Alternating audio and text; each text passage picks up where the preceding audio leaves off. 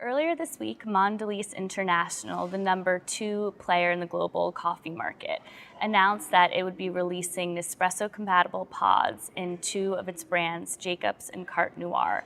This would be released in 4 markets later in 2013, which are France, Germany, Austria, and Switzerland.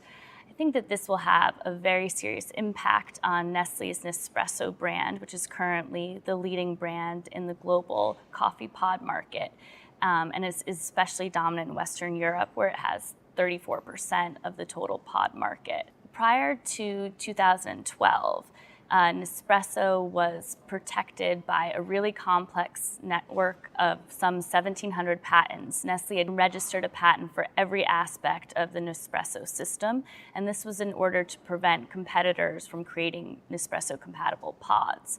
However, many of these key patents expired in 2012.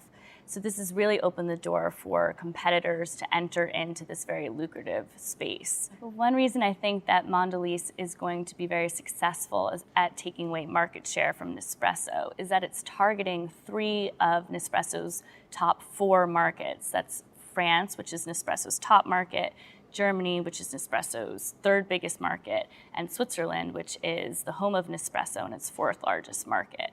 What this means is people in these markets are not only used to pod coffee, but they also have a higher possession rate of Nespresso machines. So having more options and brands like Mondelez coming in there will be very attractive since they already have the hardware.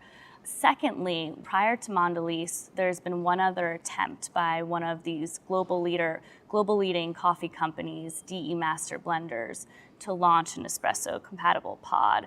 In 2010, DE Master Blenders launched L'Or Espresso, which was also compatible with the Nespresso machine. Now, this was prior to the expiration of patents, so Nestle did take them to court and lost in several markets, so they had some barriers. But even with that, L'Or was extremely successful. In only 2 years has gained 4% of the Western European market.